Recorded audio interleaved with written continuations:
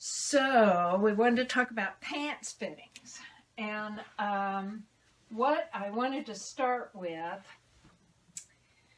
was, first of all, woven is different than knit, and we've had a lot of knit in stores, and so it's easy to see knit in stores and see have that fit us. It stretches to it, so naturally it works. But fitting a pair of woven pants is different than fitting a pair of knit pants. And a pair of woven pants has to have ease. And the reason why is because you have to be able to move around in them. If these pants were so tight, I couldn't move around in them. I sure couldn't sit in them. Because what happens when you sit down is things kind of spread out. This part comes down and everything from here kind of squishes up and it goes out. So you got to have ease in there. And you can see when I sit down, I have very little room in here. But when I stand up, I have quite a bit of room in here. That's the reason you need ease. A lot of times people mistake bagginess for ease. They think, oh, look at all this extra fabric in here. No, that's just ease. And so that's the first thing I kind of want you to get used to is there's a difference between bagginess and ease. They're not one and the same thing. We're used to knit pants fitting us just, real tight all the time. And after they fit us tight, then we can stretch and still move. And we think, well, golly gee, my woven pants don't fit like that. You're right, they don't. And they never will. So that's kind of a revision of expectations. So I kind of want you to think more in terms of pants having ease. So those are the two things I'm going to start with. One is woven is not knit. Two is bagginess is not ease, and ease is not bagginess. Okay, so here we go. Here's kind of my 4-step process. And you guys, this is my process, one that I've worked with 30 years with my clients. If you've got a better one, use it. If you try mine and like it, you can use it. If you don't like it, you can always go back to what you're doing before. But the very first place I start is I start with a muslin. And I use a Vogue 1003. It's the pant muslin. And I'll cut it according to the hip size or the stomach size or the fanny size or the thigh size. Whatever is biggest, that's what I'm going to cut it to.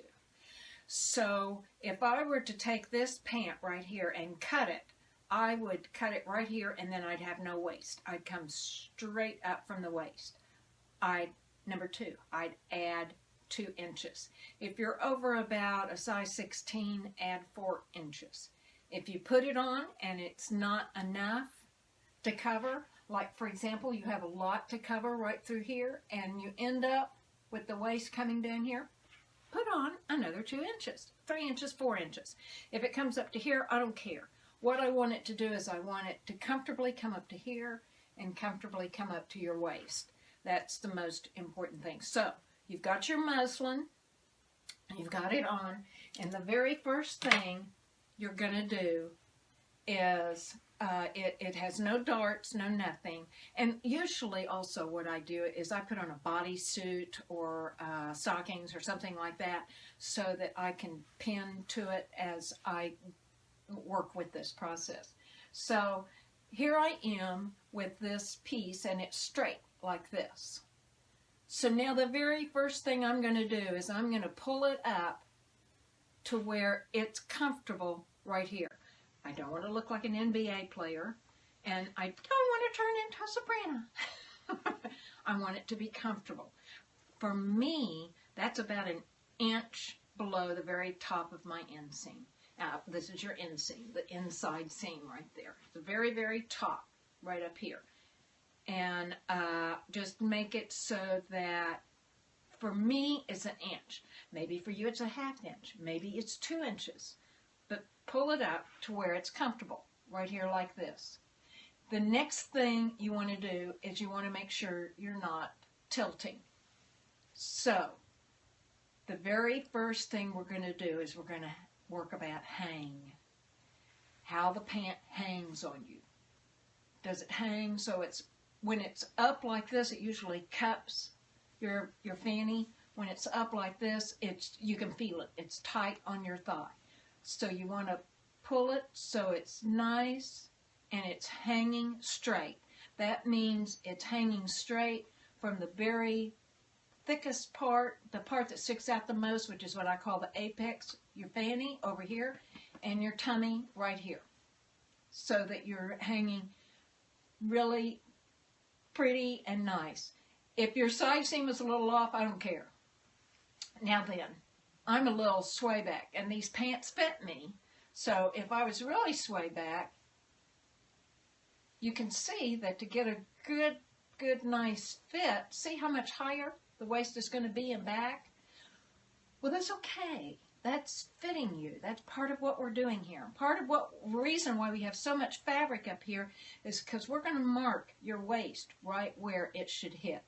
So after you've got them tilted back and forth like this, so you got them hanging nice and straight, the next thing you want to worry about is the side to side.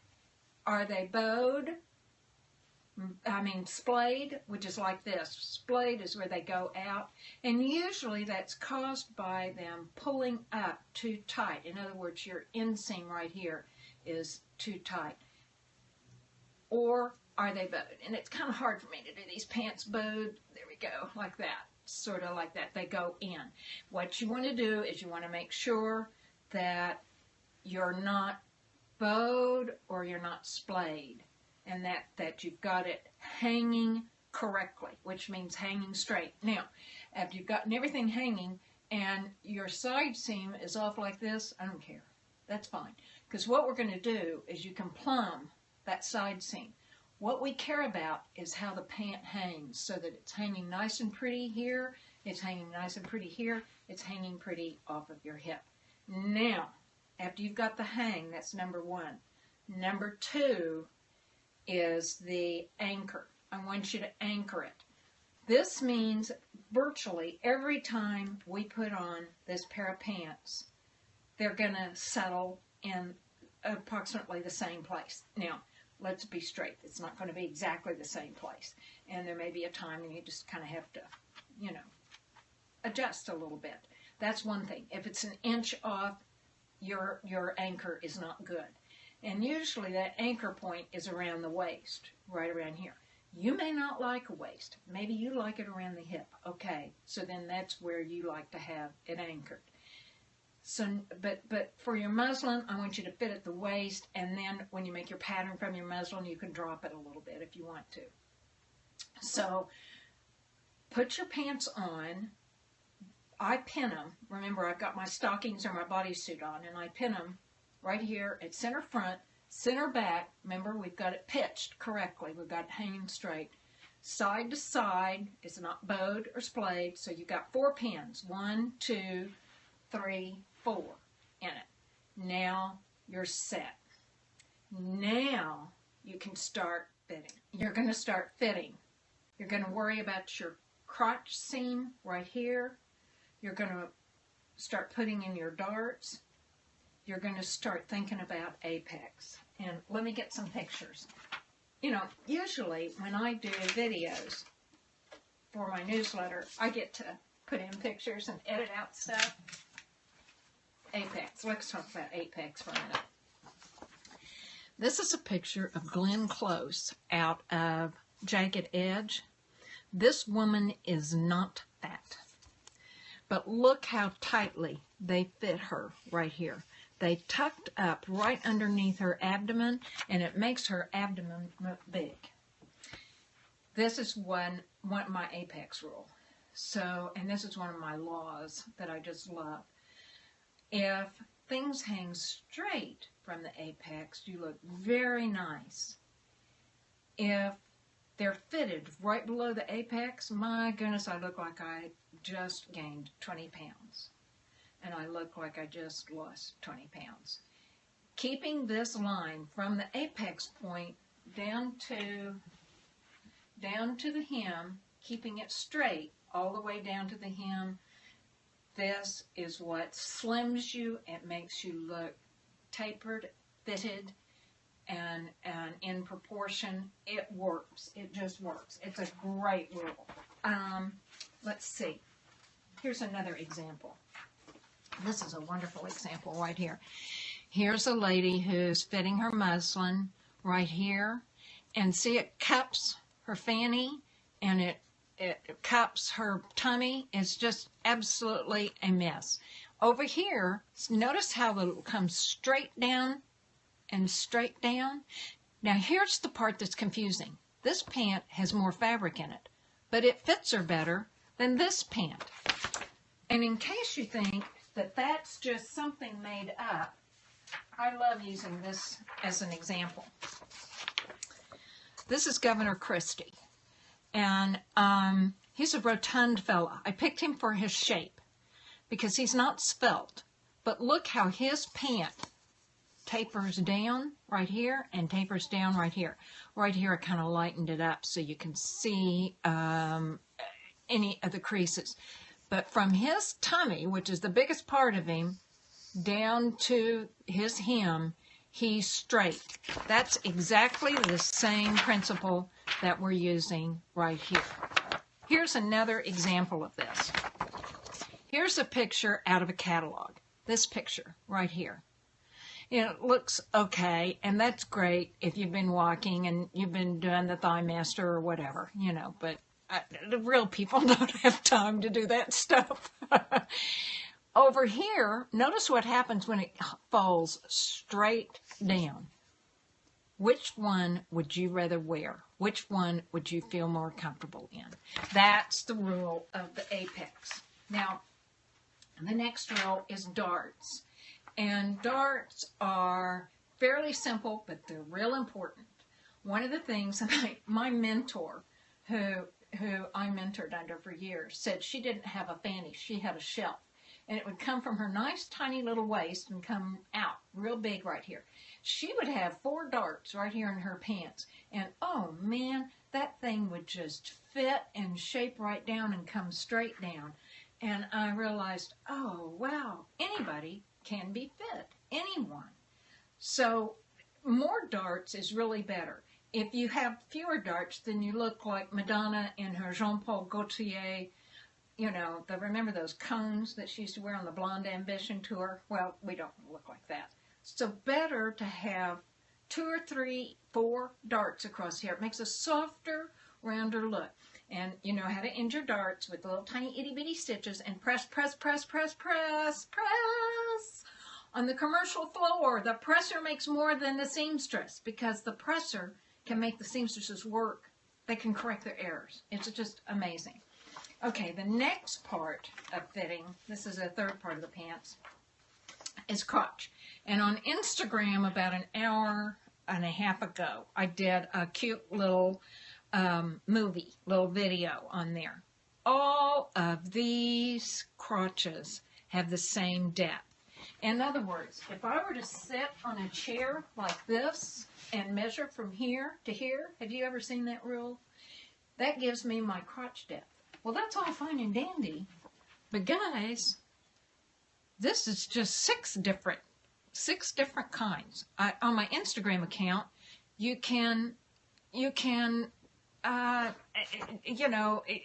are just all different sizes. And what we're showing here is we're showing the contour of this seam right here. Picture yourself cut in half right here, and then take that leg away and you're still able to think.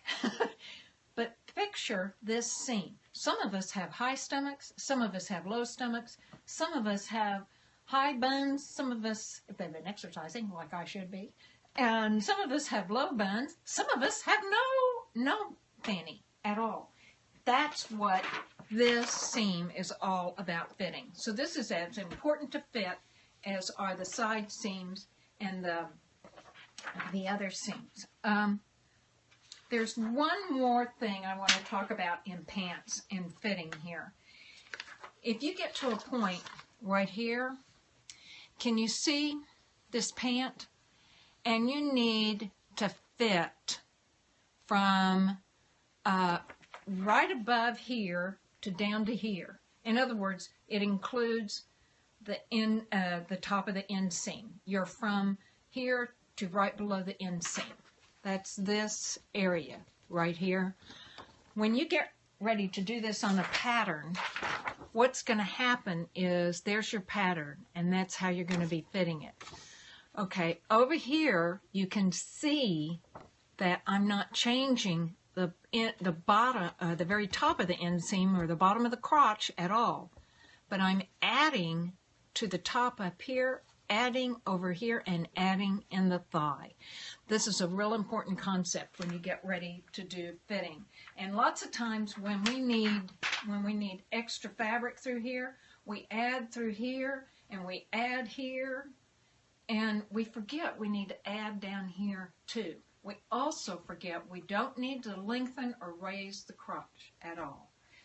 The last thing I want to tell you about is your muslin. After you've finished and you fit your muslin, it's not going to be stylish. It's not meant to be stylish. It's meant to be a fitting sloper. It's meant to be a base. And a sloper, that's all it is. It's just a base. A sloper is a tool that has ease and fit, your ease and fit built into it, so that from that you can take it and put it onto your pattern. What you're going to do is from your sloper then, you're going to build your own pattern. And I want you to take, after you finish doing your sloper and or your muslin and it fits and it looks really wonderful, you want to mark all your seams with a Sharpie and pick a fun color, and then take it all apart and you're going to trace it onto tracing paper. Then you're going to take your muslin, take it, put it to the vault. Don't cut from your muslin. Cut from your pattern. Because what happens is after you cut about 4 or 5 times, bang, all of a sudden, I'm dry. All of a sudden, you're noticing that maybe there's something a little off, and you could be off like a 1/4 of an inch. Well, a 1/4 of an inch here, 1/4 of an inch there, and a 1/4 of an inch here and there, that's an inch. So you may need to go back and check it to your muslin to make sure that you haven't shaved off a little bit. And I do this all the time. I've had my muslin that my mentor made for me 30 years ago. Which brings up another point. When you get ready to change shapes, because guess what? As you get older, sometimes you change shapes. Well, that's not true. You don't change shapes, you change sizes. And once you fit your muslin, you fit it to your shape. Your size may change, and it can go in or go out depending upon where you are in your life. So take your muslin out and make from your old muslin, cut a new one. You may have to do this every 5 or 10 years. And after you have your new muslin, date it, take it apart, and then that's what you use. What I wanted to show you is that part of what you can do with your muslin is style. One of the things that you'll notice is that your muslin makes you look fat. It will make you look fat for 2 reasons. 1, it's white, it's ugly. 2, it has no style or fashion to it. And I wanted to show you this picture. This is a pair of yoga cut pants that I made. Over here, I've pinned the 2 together. And so you can see how much fatter and dumpier I look in this picture than I do in this picture. That's because this leg has a yoga cut. What you do is you pull it in, you taper it just right above the knee, right there, and then you bring it down straight. That's what a yoga and a boot cut is. A boot cut's a little bit wider, so you can get it over your cowboy boots. But the point I'm trying to make here is that don't panic if your muslin is not styled correctly, because it's not meant to be styled correctly. After you finish, then you can do a variety of different things to it, like put in a side pocket. Now, I don't know if you all noticed this. There are no zippers in this pants. I like the zippers most of the time in back, but these are a pair of white pants, and I made these. This was kind of a Grace Kelly To Catch a Thief, my Riviera pants. I wear it with a dark linen top during the summertime, and it makes me look very tropical and very resorty, you know, because it's fun to do. But here it is. Here is how I get into these. These have a side slant pocket right here, and instead of sewing this pocket all the way around, I've sewn this pocket to right here so that it just opens. And so basically, there's no zipper in these pants. Now, I'm right-handed, so that's my left pocket. If you're left-handed, do your right pocket. You want the pocket that you're not going to use the most because it only is sewn up to about right there. So there's only about that much of this pocket that's useful. But it makes a real quick, sharp, easy, nice way to get into the pair of pants. This is the other thing I love about making your own pants, is that you can tweak them to just what you want. Instead of wasting 2 hours to 2 days altering a pair of pants that I get from the store, I just go in and pull out my pattern, and literally in 2 or 3 hours, I have a pair of pants. In an afternoon, I have a lined pair of pants. They're done. They're just done. Making up pants is a piece of cake. It's the fitting. And I'm going to tell you, you're going to need to be ferociously tenacious about this, because there is a solution to all your pants fitting problems. And maybe your first muslin isn't just the really perfect thing. It took me about 6 weeks with my muslin to finally get it to the point where I really like it. I really did like it. But I don't ever have to hassle with pants again. Now, I'm a little sway back. My waist is a little high-waisted. My inseam is a little bit lower, so my rise is real high. There's no way I can get pants that will ever fit that. And to pull them up high enough so that I'm comfortable means that the hem on the bottom would hit somewhere above my ankle bone, and that's not attractive. So I make my own pants. I just go in and whip them up. Think about making a pair of silk pants. Silk Dupioni runs maybe, 20, 25 a yard. You need 1.25 yards. Bang, you've got a pair of silk pants. Now, there's no way in 2.5 hours. Oh, thanks. These do look perfect on me. I do love these, but I have a pants pattern. And here's the other nice thing. Guess what? I can duplicate this in black linen, red linen, blue linen, yellow linen, any color I want, because I've got a pants pattern. That's what makes it so much fun for me. If you can't think of any questions, you can, like I say, you can get a hold of me on Twitter, on Facebook, on Instagram, a lot of different ways. My site, sewingartistry.com. I run a blog on there. I also run a free weekly report every week, which is gobs of fun. It's just whatever's on my mind. You can sign up for that for free. I also run a subscription newsletter. And the subscription newsletter is when you're ready to make an investment in your sewing. It's for people who have real bodies, real shapes, real lives, and eat real food. And therefore, they don't look like Cara Delevingne or Kate Moss or any anorexic runway model. They really, really, really do. Let's see. Do you raise the crotch depth higher for yoga pants? Not necessarily. I do it for comfort. This is all about comfort for me. That's what it's all about. If I couldn't see that other question, the second one right after the yoga pants. And true, it depends upon, yoga pants, how would you change to knit? Knit's a different animal. It's like apples and oranges. When I sew for wovens, that's a certain way. When I sew for knits, that's another way. And I will be real straight with you. I love my leggings and I love my knit yoga pants. I love them. I also have a pair of woven yoga pants. They have more of a boot cut to them, and they're kind of a sassy cowgirl look. You know, cowgirls used to have 2 pairs of jeans. One was their work pair, which is a size larger, and the other was their party pair. And when they go out to the bar on Saturday night with their cowboy friend, and that one was one size too small. And that's exactly the way I feel about my, like when I do a pair of silk pants, that's going to be a little bit smaller, a little bit less ease. But when I do a work pant, like I have a pair of hiking pants that I've made, those have a lot of ease. So it's all about comfort. This gets into something that's really hard sometimes because you haven't been offered all of these choices. Retail cannot do that on a mass market level. They cannot provide all those choices. All of a sudden, you're going to be provided with choices like, how far do I want it to roll down when I sit? How far do I want it to come up? How tight do I want my waist? Do I want a waist? Do I just want a facing on my waist? I don't have to have a face. I don't have to have a waistband if I don't want one. All these different kinds of choices. When I sit down, does it bother me if it's a little tight on the bottom of my crotch? Do I want it a little looser?